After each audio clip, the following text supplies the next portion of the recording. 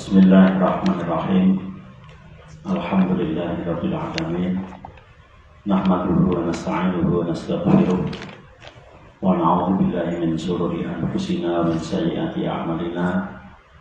May yahdihillahu fala mudilla lahu wa may yudlil fala hadiya lahu. Asyhadu an la ilaha illallah wahdahu la syarika lahu wa asyhadu anna Muhammadan 'abduhu wa rasuluhu la nabiyya ba'dahu. Allahumma sholli wa sallim wa barik ala nabiyyina wa rasulina wa habibina wa syafi'ina wa maulana Muhammadin sallallahu alaihi wa alihi wasallam wa ala alihi wa azwajihi wa dhurriyyatihi wa man tabi'ahum ila yaumil qiyamah. Qala Allah ta'ala fi kitabihil karim, a'udzu billahi minasy syaithanir rajim. Ya ayyuhalladzina amanu taqullaha haqqa tuqatih wa la tamutunna illa wa antum muslimun. Ya ayyuhan nasu taqu rabbakum alladzi khalaqakum min nafsin wahidatin wa khalaqa minha zawjaha wa bassa minhuma rijalan katsiran wa nisaa'a wattaqullaha alladzi tasaaluna bihi wal arham innallaha kana 'alaikum raqiba.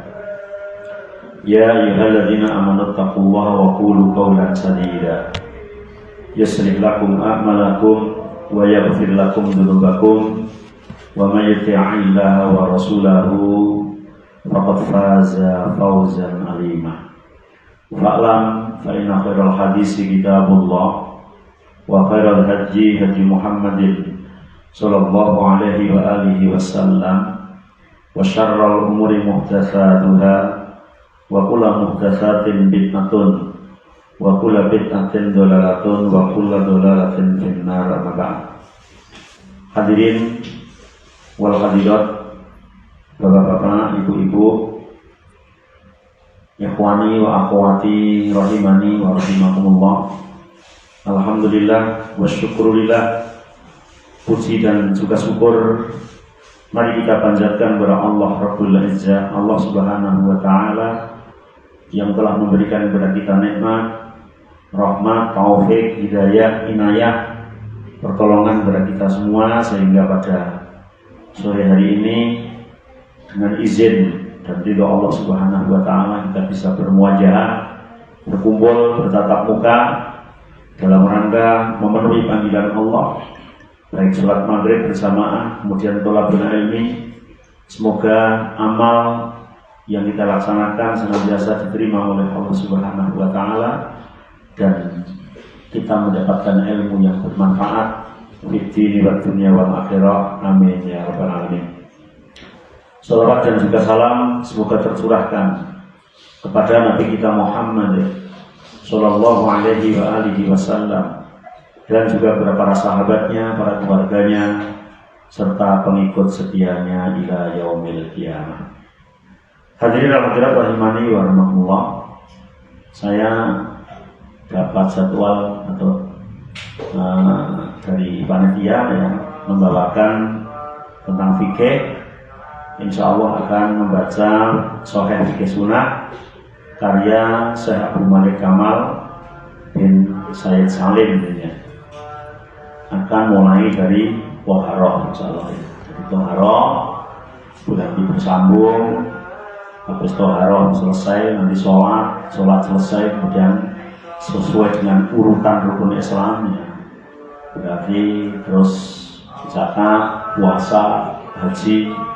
Semoga Allah berikan kita umur panjang ya, sehingga pembahasannya bisa berkelanjutan ya. Dan insya Allah banyak kajian-kajian rutin, entah yang seminggu sekali, setengah bulan sekali, ataupun justru yang sebulan sekali.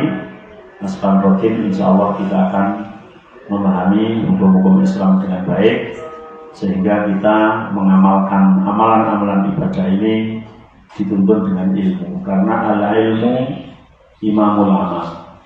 Ilmu itu menjadi imamnya amal, menjadi pemimpinnya amal. Kata Imam Bukhari, al-ilmu qabla al-qawli wal amal. Sebelum berkata dan beramal adalah belajar ilmu terlebih dahulu. Kalau dalam kitab Zubat ya disebutkan wa kullu man bi ghairi ilmi ya'malu amaluhu mardudatul latubadu. Barang siapa yang beramal tanpa ilmu, maka amalnya ditolak alias tidak diterima. Maka thalabul ilmi menjadi suatu hal yang sangat penting, dan kita akan membahas dari hal yang muhim dan muhim, penting, kemudian yang lebih penting. Insya Allah kita akan memulai dari kitab Thaharah ya, tentang bersuci ya, tentang bersuci. Berawal dari ta'rif Thaharah wa ahammiyatuha, pengertian Thaharah dan pentingnya Thaharah ya. Pengertian bersuci dan pentingnya bersuci. At-Thaharah lughatan an-nadhafah wal khulus minal awsah awil adnas al-hisiyah wal ma'nawiyah. Yang disebut Thaharah adalah membersihkan atau menghilangkan kotoran. Secara bahasa adalah membersihkan atau menghilangkan kotoran. Baik kotoran itu hissi itu konkret, awil maknawi, atau kotoran itu maknawi, artinya abstrak. Jadi ada kotoran hissi yang konkret, ada kotoran yang abstrak.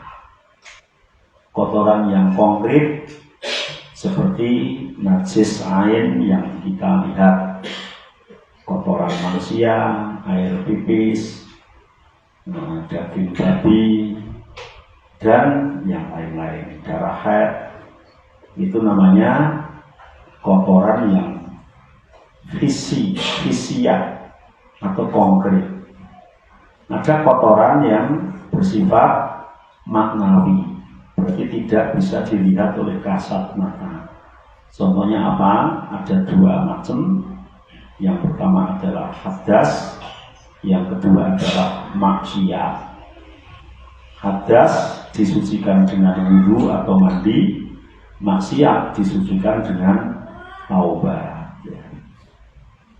Maka wudu atau mandi itu juga termasuk thaharah, taubah juga termasuk thaharah. Wudu, mandi, dan taubat adalah bagian dari thaharah hukmiyah, tidak hissiyah. Kalau hissiyah itu yang dibersihkan kan kotoran yang kelihatan. Nuwun sewu nek jenengan BAB sing dibersihke sing dalan nganggo BAB niku namanya hissiyah. Tangan jenengan terkena najis, maka yang dibersihkan ya tangan jenengan.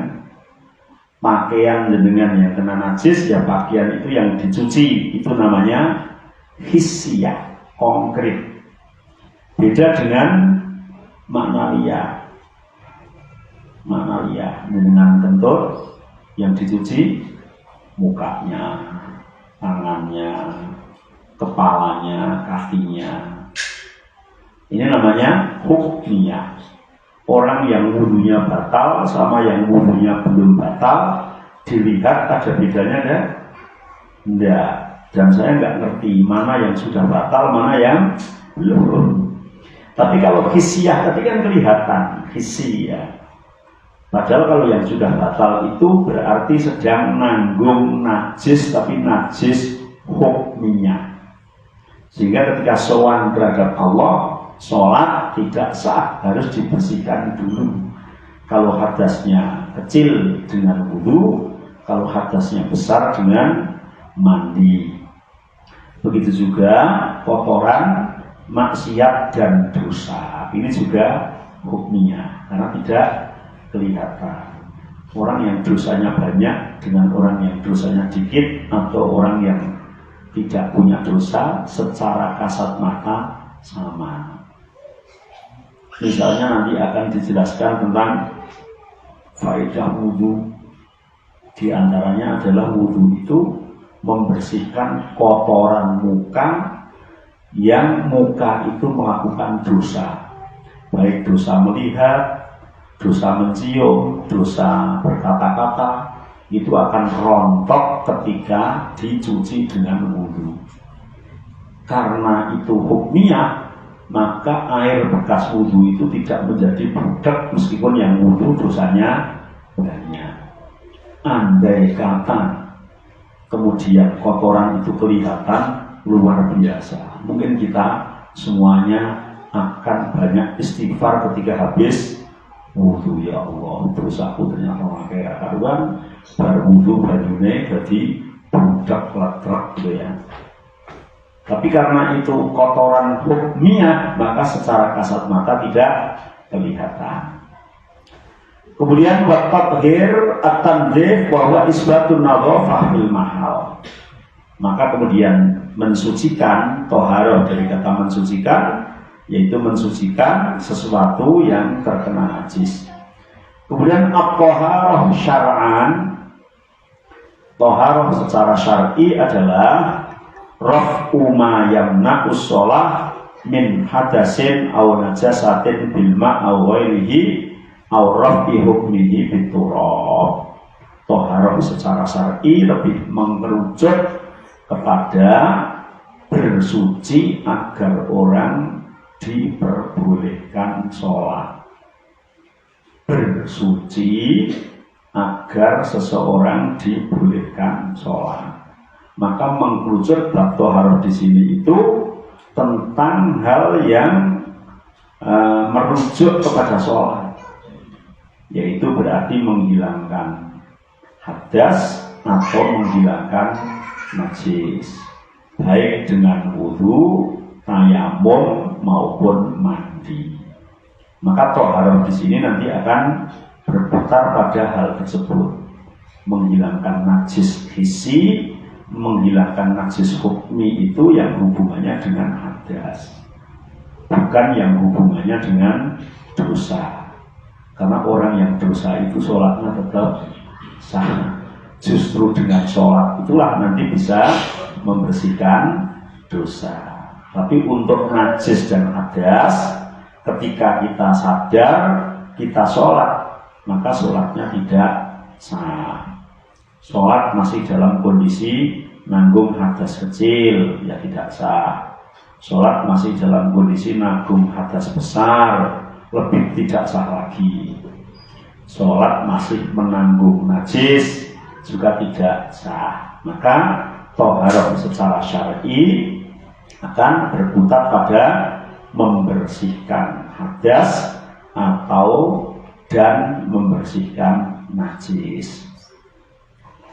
Wa amma hukum toharoh, dan adapun hukum toharoh, fa inna toharotan najsi wa izalatihi wajibatun ma'adzikri wal qudrah. Membersihkan najis itu termasuk wajib bil faur. Membersihkan najis itu termasuk wajib bil faur ketika orang itu ingat dan mampu. Maksudnya ketika dengan pakaiannya terkena najis, terus wong urung ngarep sholat, iki kajian aku nggawa sarung gupak ompol anakku ya lupa, itu nggak boleh. Ya, karena kalau sadar dan mau, wajib segera dibersihkan. Meskipun tidak segera sholat, sebagaimana najis yang berhubungan dengan hajat, istinja. Misal ada yang kerja kasaran di sawah misalnya ya, di sawah macul ning sawah jam 8 krasa pipis, terus dengan pipis mboten lawi, wong mengko salate jam 12. Jadi aku wawi'e sekalian mandi jam 11:30. Iki pipis wis carcur ora wawi niku mboten bae. Karena wajib secara faur. Meskipun nenggon tengah kotoran kita pipis, itu wajib segera disucikan atau segera istinja. Biasanya ada, kalau zaman dulu ya kayak gitu, apalagi di sawah gitu ya, ada sopir yang nekat itu yang datang pinggir jalan, mogok terus pipis nenggon bane, terus koplak kapit, wes munggah mobilnya, itu mboten pareng. Islam tidak mengajarkan seperti itu. Jadi bukan bersih gitu ya. Islam mengajarkan kebersihan. Maka wajib baik di dalam pakaian, di dalam badan atau di dalam tempat. Di dalam badan ya seperti istinja tadi. Di dalam pakaian tadi seperti pakaian terkena najis. Tempat misalnya di tempat ngaji ini ternyata tiba-tiba ada kucing masuk terus pipis di situ. Biasanya kan jengking suruh atau apa, dan kita tahu maka harus segera dibersihkan, Dalilnya diantaranya adalah surat Mudatsir ayat 4, wasiyabaka fatahhir, dan kepada pakaianmu fatahhir, maka bersihkanlah, sucikanlah. Fatahhir ini fi'lul amr, wal amru yadulu alal wujud ila madalla daliluhu ala ghairihi. Amar itu menunjukkan kewajibannya kecuali ada dalil yang menunjukkan pada yang lain. Dalilu ala khilafihi. Ini kita pakaian. Kemudian di tempat seperti di dalam surat Al-Baqarah ya, ayat 125, Allah berfirman, "Antahhira baitiya lit-ta'ifina wal-'akifina war-ruk'is sujud." Antahhira, hai Ibrahim dan Ismail, bersihkanlah kalian berdua baiti pada rumahku, yaitu Baitul Haram, lit-ta'ifina, karena akan digunakan oleh orang tawaf. Ta'ifin, orang tawaf di situ, maka tempatnya suruh membersihkan. Wal-'akifina, dan digunakan oleh orang yang iktikaf. War-ruk'i as-sujudi, dan digunakan rukuk dan sujud. Berarti tawaf, iktikaf, sholat, tempatnya harus suci. Kemudian suci dari hadas ya. Wa amat taharah minal hadas fatajibu listibahati sholat. Kalau suci dari hadas, wajibnya ketika mau sholat. Ketika belum mau sholat, boleh menunda. Dengan habis isya batal, terus dengan bubuk sare wudune sesuk nek arep sholat subuh. Pareng mboten? Pareng. Mosok anggere arep bubuk kudu wudu ya utama ning bukan wajib. Bahkan hadas besar Pak Gofar dengan habis isya kerja bakti kali garwa jenengan, terus bubuk pareng mboten? Pareng. Tidak harus mandi ketika itu, meskipun mandi lebih utama, tapi mandinya besok ketika mau sholat subuh boleh. Ini namanya hadas. Jadi kalau najis tadi bil faul, segera langsung. Tapi untuk hadas kewajibannya adalah ketika mau sholat. Kalau belum mau sholat boleh batal, boleh tidak segera wudhu. Jenengan esok ning sawah macul pipis asalkan wis mawi, mboten wudhu mboten dosa. Wudhune nanti kalau mau sholat zuhur gitu, itu boleh. Karena Rasulullah SAW bersabda dalam hadis riwayat Muslim, la tuqbalu sholatun bi ghairi tuhurin. tidaklah diterima sholat seseorang yang tanpa suci, ya, yang tanpa suci. Dalil tentang sholat, sehingga ketika mau sholat harus bersuci. Wa amma ahamiyatuha, kemudian pentingnya toharoh apa? Pentingnya kesucian itu apa? Di antaranya yang pertama, syartun lisih hati sholat. Toharoh itu menjadi syarat sahnya sholat. Sholat dengan dalam keadaan menanggung najis tidak sah. Sholat dalam keadaan menanggung hadas juga tidak sah. Maka toharoh sangat penting. La tuqbalu sholatu man ahdasa hatta yatawaddo'a. Muttafaqun alaih. Tidak diterima sholat seseorang yang hadas hingga seseorang itu wudu. Apalagi yang namanya sholat itu mengagungkan Allah. Sholat adalah ta'zimun lillah. Karena sholat itu ta'zim, mengagungkan Allah, maka tidak sepantasnya dalam kondisi syukur, dalam kondisi jorok, dalam kondisi tidak bersih. Hadas, janabah, meskipun tidak kelihatan di kasat mata manusia, Allah tahu. Kamu hadas, kamu junub. Kalau orang kan tidak tahu kan, masa menuduh kamu junub ya. Tapi Allah tahu. Sehingga ketika sowan terhadap Allah Subhanahu wa Ta'ala, maka wajib menghilangkan kotoran-kotoran, baik yang bersifat maknawi maupun yang bersifat hissi. Jadi wal hadas wal janabah wa ilam yakuna najasatan mar'iyatan wa hiya najasatun maknawiyatun. Secara kasat mata nggak kelihatan, secara hukum itu kelihatan. Tujibu istighfaro mahalla biha, yang diwajibkan untuk menghilangkan, membersihkan. Wa wujuduha yahilu bitta'dzim. Ketika kita sowan terhadap Allah dalam kondisi kotor itu justru namanya merendahkan. Sebagaimana ketika boleh kita gambarkan panjenengan sowan Pak Lurah, sowan Pak Camat, atau sowan orang yang dihormati kok pakai pakaian yang tidak sopan misalnya, itu berarti tidak menghormati.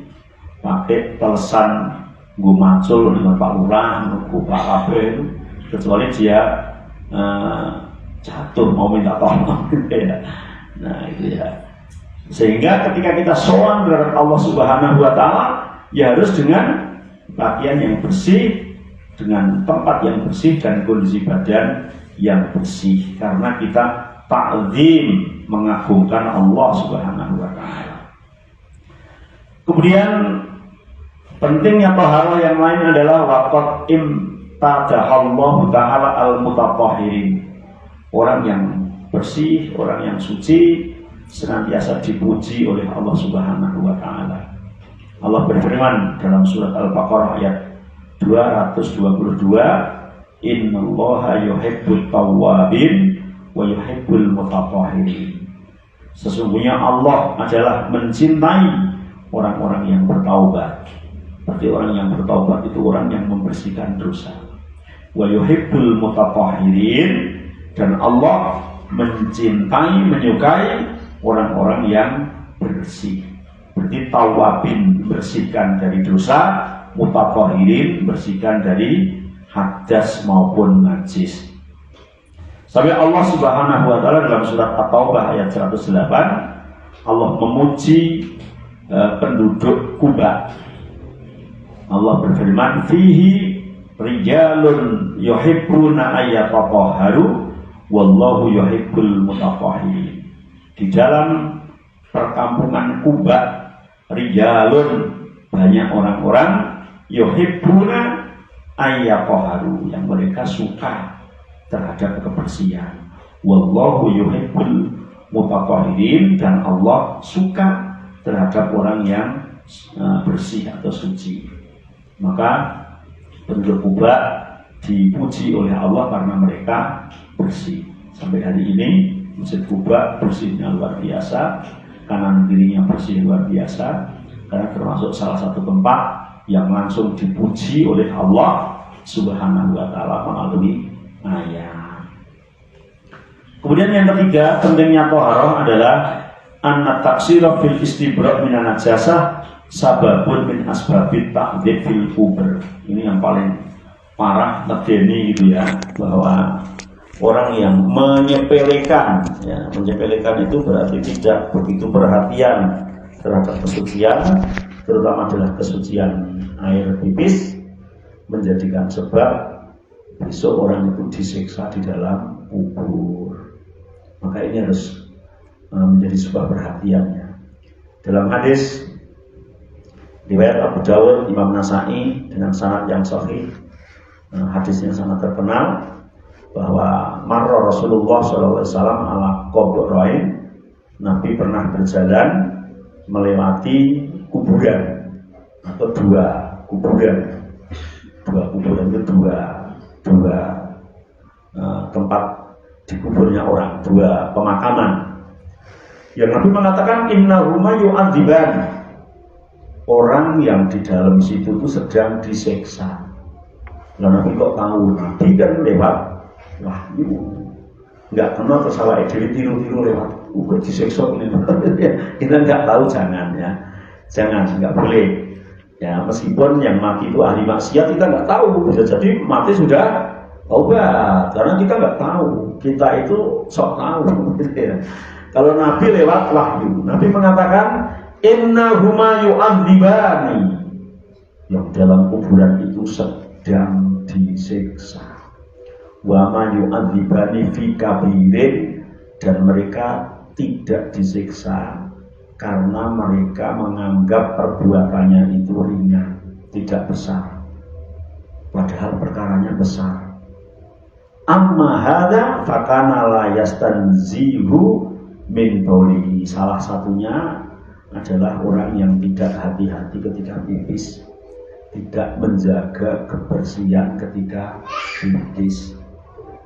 Bisa jadi ada yang nyiprat ke celananya, bisa jadi ada yang tidak tuntas, kemudian akhirnya mengotori celananya gitu ya, atau pipisnya tidak di tempat yang disediakan, di tempat yang ngawur tadi gitu ya. Kalau saya contohkan tadi ada yang di ban misalnya, itu kan nyiprat kemana-mana.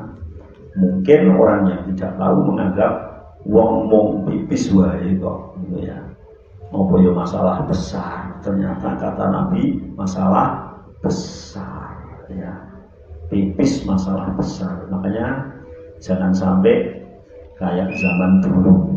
Semoga kalau sekarang mungkin tidak, terutama di kampung-kampung zaman dulu itu orang Islam gue nyanyi gini, kamu tahu nyari masjid itu mudah loh.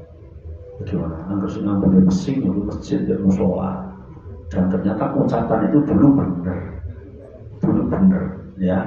Di masjid, di musola itu tempat pipis kotor, pipis sembarangan, sehingga baunya pesing. Nah, harusnya kalau berangkat dari hadis, orang Islam menjadi pioner, contoh kebersihan yang paling dulu ya. Jangan sampai kemudian ketika menggambarkan kebersihan, contohnya orang kafir, dan itu ya harusnya contohnya orang muslim gitu ya. Karena urusan pipis bukan urusan sederhana, tapi urusan besar. Maka kita harus waspada dan hati-hati. Anwa'ut toharoh, macam-macam toharoh. Yaksimul ulama atau yuqassimul ulama at-toharoh asyariyah dalam ismain. Para ulama membagi toharoh menjadi dua. Tadi sudah disinggung di awal. Toharotun hakikotun wa toharotun hukmiyatun. Toharoh hakikiyah.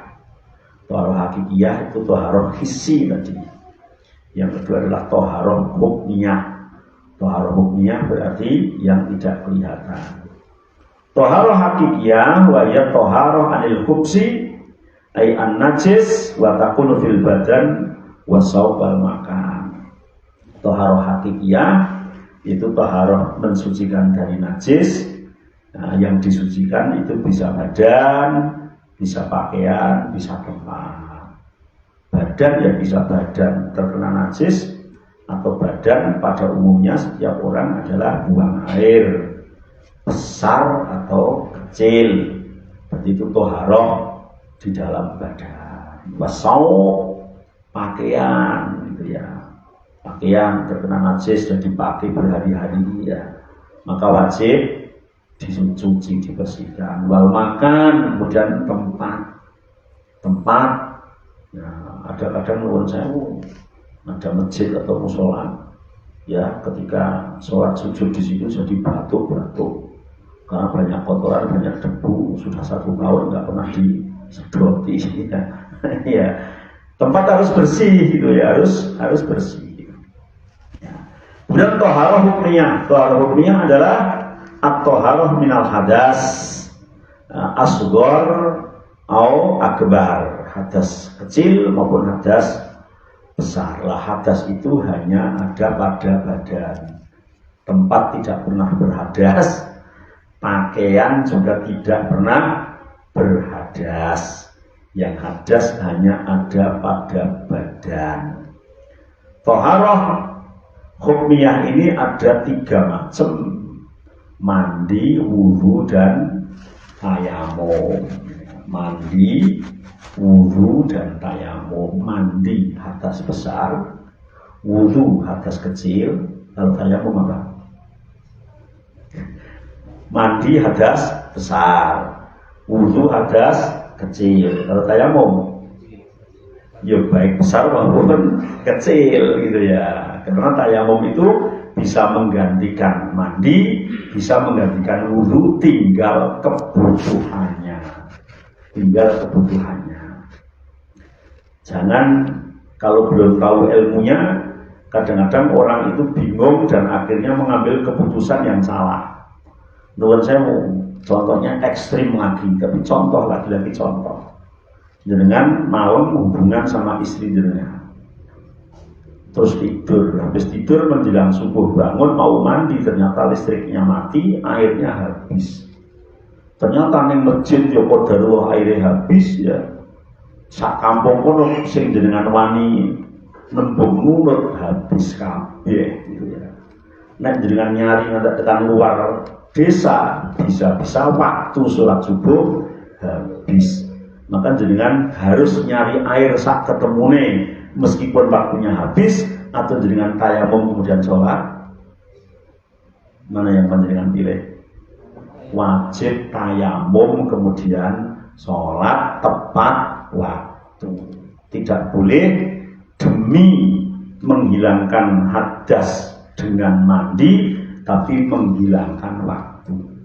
Karena waktu tidak bisa diganti dengan yang lain, sementara mandi bisa diganti dengan tayamum. Fa'ilam tajidu ma'an fatayammamu so'idan thayyiban. Qurannya kan jelas, kalau kamu nggak mendapatkan air, maka tayamumlah dengan unsur bumi yang suci.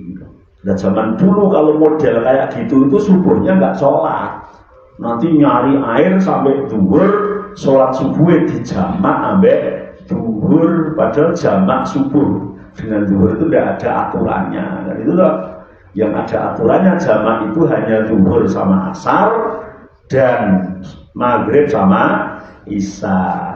Ya kalau ada itu paling penak nih untuk jamak takhir subuh ke duhur gitu ya. Tapi ternyata tidak ada. Jadi subuh harus sholat tepat pada waktunya. Kalau nggak bisa wudu, nggak bisa mandi, ternyata kita menanggung hadas, maka boleh bahkan wajib tayamum. Berarti mendahulukan waktu daripada suci dari hadas yang sempurna menggunakan mandi. Toh tayamum itu juga mensucikan dari hadas. Sampai di sini ada pertanyaan? Monggo Pak Bapak. Yang masalah dulu Pak Tani itu sampai buang air kecil nunggu sampai zuhur karena masih di sawah, itu kan dengan bilangnya tidak boleh, tapi tidak bolehnya itu sampai pada batas dosa hanya tidak berupa. Kalau menurut dalil-dalil yang ada tetap dosa kalau dia sengaja dan punya kemampuan untuk wawi, karena wawi itu boleh pakai air, bahkan boleh pakai batu, artinya sangat mudah. Kalau di sawah mungkin benar pakai batu atau air, kalau di pesawat pakai air atau tisu. Yang sawah kan mungkin nggak tisu. Ya, artinya bahwa mensucikan najis dari BAK maupun BAB itu suatu hal yang mudah, bukan yang sulit. Bahkan ketika nggak ada air boleh dengan batu. Maka itu wajib fauron, wajib secara cepat, faurnya segera, tidak boleh ditunda-tunda. Begitu Pak. Jadi, monggo.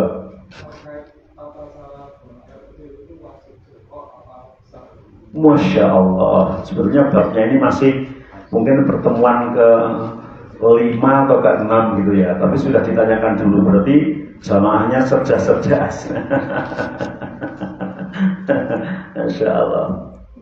Kalau yang ada dalil itu pipis, mungkin kalau BAB tidak jongkok sambil berdiri kok belum ada sejarahnya gitu ya. Nggak tahu kalau orang itu misalnya, menurut saya udah kena penyakit mules yang tidak bisa menahan mungkin gitu ya. Tapi kalau secara ikhtiar kemudian ada orang BAB besar, air besar kok sambil berdiri, itu kelihatannya kok belum ada ceritanya gitu ya. Tapi yang jelas ada ceritanya itu pipis. Pipis itu boleh berdiri atau wajib jongkok atau duduk. Ini memang masalah pelik, masalah luar biasa. Nanti sebenarnya mau dijelaskan secara mendetail, ya. Tapi nggak apa-apa. Jawaban singkat sekarang, untuk laki-laki boleh pipis sambil berdiri, asalkan lebih aman dari menjaga najis. Tapi untuk perempuan tidak ada riwayatnya, sehingga perempuan wajib pipis sambil jongkok atau duduk. Kalau di kloset duduk kan bisa duduk gitu ya. Nah makanya di tempat-tempat umum kayak di bandara, terminal, stasiun, untuk tempat pipis bapak-bapak itu ada yang memang disediakan dengan berdiri yang nempel di pagar-pagar itu. Dulu ada sebagian ustadz yang menyerang, wah ini haram, ini haram. Ternyata dalilnya jelas, boleh bapak-bapak pipis sambil berdiri. Dalilnya berbunyi bagaimana? Insya Allah nanti kalau sudah sampai pembahasannya. Tapi bocorannya boleh insya Allah. Begitu Mas. Monggo. Ini ada misalnya ada seorang bapak anaknya itu bilang dia itu di masjid ini dia pakai tempes, kemudian dia tidak bisa keluar karena pas tidak kerja, hanya dia sedang sholat dia tayamum. Masya Allah, luar biasa. Memang kalau bahas fikih itu pertanyaannya jadi banyak, berkembang kemana-mana. Tapi bagus itu ya. Jadi dua arah, tidak hanya satu arah ya. Kalau ngajinya bab hadis itu biasanya nggak ada pertanyaan. Wes wiyun. Jadi ada kaidah fikih yang berbunyi al-amru idza dhaqat ittasa'at wa idza tasa'at dhaqat. Sesuatu itu ketika luas menjadi sempit, ketika sempit menjadi luas. Ketika luas menjadi sempit. Luas itu gimana? Luas itu waktunya luas, kondisinya luas, tempatnya luas, jadi sempit. Jenengan di tempat ini luas, wudu, ada kamar mandi, tempat wudu, jenengan jalan ke sana bisa, tidak harus dituntun, tidak harus digendong. Kok jenengan mau males kok aku ya batal, jadi ngarep wudu males. Terus tayamum memakainya tayamum boleh enggak boleh. Karena kondisi luas, jadi sempit, dibatasi harus begini, harus begini, harus begini. Tapi idza dhaqat ittasa'at, ketika perkara itu sempit jadi luas. Ada sebagian di daerah Semarang dulu, nggak tahu di Kendal sama atau tidak. Kalau ibu-ibu pergi ke pasar zaman dulu itu kalau ke pasar bisa sehari. Apalagi dari kampungku ke pasar Juar itu kan jauh itu Pak Budi, bisa seharian. Nanti di pasar itu zuhur nggak sholat, bahkan sampai asar nggak sholat, sampai rumah itu habis isya, maka baru sampai rumah itu sholat zuhur, asar, maghrib, isya. Nggih, jenengane jamak tarki, tidak jamak takdim, tidak jamak takhir, jamak tarki. Jadi jamak tapi tadi ditinggalkan semuanya. Alasannya apa kok ora sholat? Pakaiannya kotor, kok ora sholat? Wah, wudune ning ndi? Kok ora sholat? Tempatnya sholat kotor, ora ngerti kiblate dan seterusnya. Alasan macam-macam itu salah. Kalau ketika sempit jadi luas. Lah, ibu-ibu stres, nggak ada yang nolong, nggak ada apa-apa, gimana? Apakah kemudian sholatnya nunggu anaknya datang? Padahal anaknya tekonis di pisan. Jam 8 tok esuk, baru esuk jam 8 menit. Ya. Maka tetap setiap waktu tayamum sholat meskipun dalam keadaan mengandung najis, meskipun dalam keadaan menanggung najis karena dia tidak mampu. Bahkan menjalankan sholat dengan najis itu diperbolehkan karena dia tidak bisa melepas, tidak bisa menghilangkan, maka tetap wajib dan hukum sholatnya insya Allah sah. Begitu Pak. Jadi itu dulu ya. Mana kalau misalnya ada kasus sudah sholat tapi baru tahu ternyata di tempat sujudnya itu ada najis, terus dan itu tahunya pas kena itu sholatnya batal atau gimana? Dalam hal itu ada dua pendapat ya. Sebagian mengatakan kalau waktunya dekat maka wajib diulang. Tapi kalau waktunya sudah jauh, sudah sehari, 2 hari, apalagi seminggu, maka insya Allah tidak wajib mengulang. Tapi dalam madhab Syafi'i mengatakan tetap tidak sah. Wong nyata terkena najis, sama halnya ketika nyata sudah batal tapi lupa. Ya Allah, aku mau sholat jebule wis batal wudune. Maka dalam kalangan madhab Syafi'iyah wajib mengulangnya. Khuruju minal khilaf, ketika kita keluar dari khilaf supaya aman, boleh cari aman dalam tanda kutip positif loh, kita sholat lagi. Begitu insya Allah.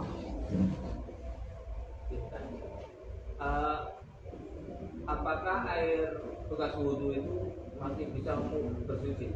Masya Allah, ini sebut babnya juga akan dibahas pertemuan ketiga mungkin agak berkembang. Tapi pertanyaannya sudah ada ya. Pendapat yang kuat, air bekas wudhu asalkan masih dalam kondisi bersih maka tetap suci mensucikan.